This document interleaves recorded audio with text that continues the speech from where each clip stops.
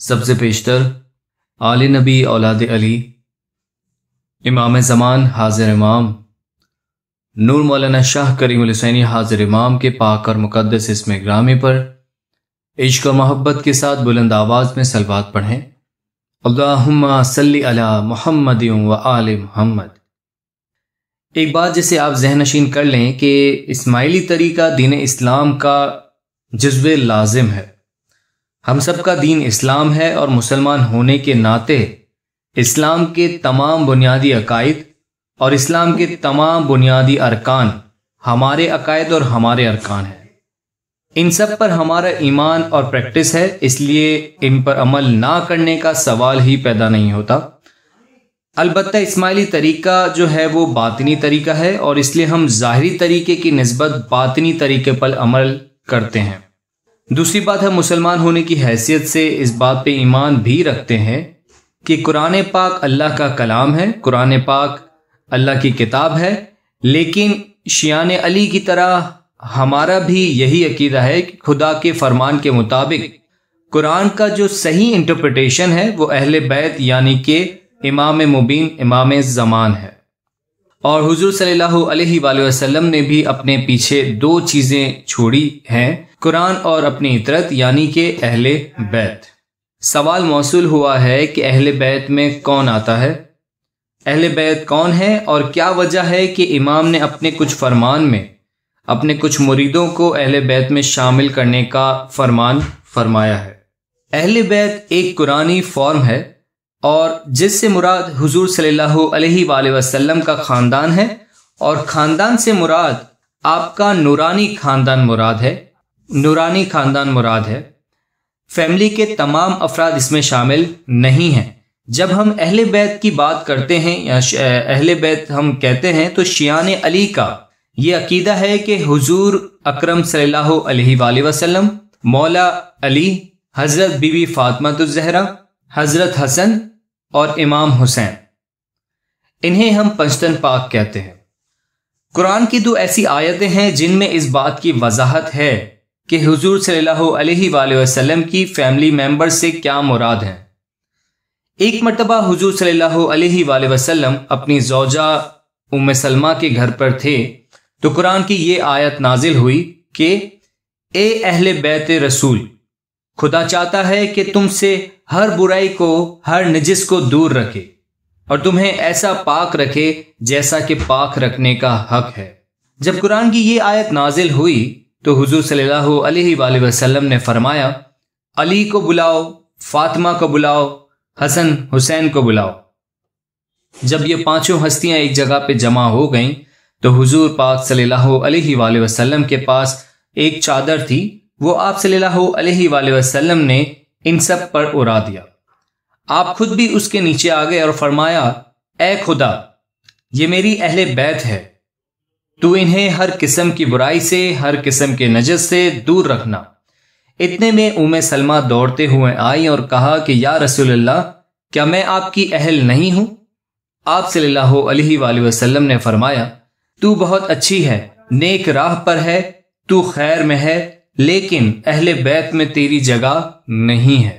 اسی طرح نجران کا عیسائیوں کا ایک گروہ ایک دفعہ حضور صلی اللہ علیہ وآلہ وسلم کے پاس آیا حضرت عیسیٰ علیہ السلام کی پیدائش کے بارے میں، اور ان کا جو یہ عقیدہ ہے کہ عیسیٰ علیہ السلام خدا کا بیٹا ہے، وہ منوانے اور اس پہ آرگیومنٹ کرنے کے لیے حضور صلی اللہ علیہ وآلہ وسلم کے پاس آئے اور فرمایا، مطلب اس بات پہ وہ آرگیومنٹ کرنے کے لیے آئے تو خدا نے فرمایا کہ ان سے کہو کہ عیسیٰ کی مثال خدا کے پاس آدم جیسی ہے، اسے مٹی سے پیدا کیا، پھر کہا ہو جاؤ تو وہ ہو گیا۔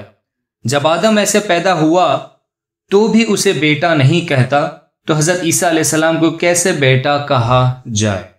لیکن جب علم کی بات آنے کے بعد بھی اس بات کو وہ ماننے کو تیار نہیں تھے تو وہ اپنی آرگیومنٹ پہ اتر آئے، تو اللہ تعالیٰ نے حضور صلی اللہ علیہ وآلہ وسلم کو مباہلہ کرنے یعنی کہ چیلنج کرنے کو کہا اور فرمایا کہ علم آنے کے بعد بھی جو تم سے حجت کرے تو اسے کہو کہ آؤ ہم اپنے بیٹوں کو بلاتے ہیں، تم اپنے بیٹوں کو بلاؤ، ہم اپنی عورتوں کو بلاتے ہیں، تم اپنی عورتوں کو بلاؤ، ہم اپنی جانوں کو بلاتے ہیں، تم اپنی جانوں کو بلاؤ، اور پھر ہم مباہلہ کرتے ہیں، یعنی کہ چیلنج کرتے ہیں، اور جو جھوٹا ہے اس پر اللہ تعالیٰ کی لعنت طلب کرتے ہیں۔ اس آیت کے مطابق حضور صلی اللہ علیہ وآلہ وسلم نے اپنے بیٹوں کی جگہ پر اپنے نواسوں کو لے آئے، حسنین یعنی کہ حسن اور حسین کو لے کر آئے، عورتوں کی جگہ پہ بی بی فاطمہ الزہرا خاتون جنت کو، اور جانوں کی جگہ پہ مولا علی علیہ السلام کو لے کر آئے۔ جب یہ پنجتن پاک جہاں چیلنج ہونے والا تھا وہاں کے لیے روانہ ہونے والی تھی، تو عیسائی میں جو لوگ زیادہ علم رکھتے تھے انہوں نے کہا ان لوگوں کے ساتھ چیلنج قبول نہیں کرنا۔ انہوں نے کہا کہ ہم ایسی ہستیوں کو آتے ہوئے دیکھ رہے ہیں، ان کے چہرے پہ ایسی روحانیت ہے کہ اگر ہم نے ان کا چیلنج قبول کر لیا تو واللہ ہم زمین پر نیست و نابود ہو جائیں گے۔ یہ ایک واحد آیت ہے جس میں چیلنج کرنے کا اور خدا کی لعنت کرنے کا ذکر کیا گیا تھا، تو بات چیلنج تک نہیں آئی اور بات چیت سے یہ بات ختم ہوئی۔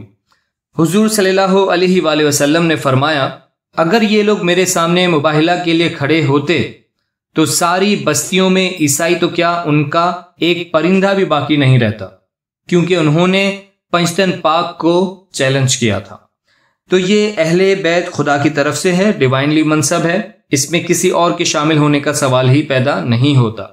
زمانے کے امام کو ہم پنجتن پاک کہتے ہیں کیونکہ وہ نور کی حیثیت رکھتے ہیں، لیکن مریدوں کا اس میں شامل ہونے کا سوال نہیں ہے۔ البتہ جہاں جہاں ان کو مقام دیا گیا ہے تو انہیں ایک شرف دیا گیا ہے، انہیں ایک رسپیکٹ دی گئی ہے، ایک عزت دی گئی ہے، انہیں منصب نہیں دیا گیا۔ جیسے کہ حضور صلی اللہ علیہ وآلہ وسلم نے فرمایا سلمان بن اہل بیت، یعنی کہ سلمان فارسی میرے اہل بیت سے ہیں۔ اس سے مراد یہ ہرگز نہیں ہے کہ یہ لوگ پنجتن پاک میں شامل ہوئے، اس سے مراد سلمان ایسا ہی ہے جیسے میرے فیملی ممبرز۔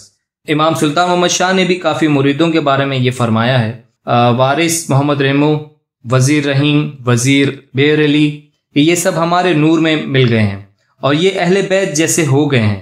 ایک اعزاز، ایک شرف ان کو دیا جاتا ہے، جیسے پیر سبز علی تھے ان کو پیر کا خطاب دیا گیا، ان کی وفات کے بعد ان کو ایک پیر کا لقب دیا گیا تھا۔ ان کی جو خدمات وغیرہ ہوتی ہیں اس کو دیکھ کے انہیں ایک شرف، ایک رسپیکٹ دی جاتی ہے۔ اس کا مطلب یہ بالکل نہیں ہوتا کہ وہ پنجتن پاک میں ان کے منصب میں شامل ہو چکے ہیں۔ شکریہ، یا علی مدد۔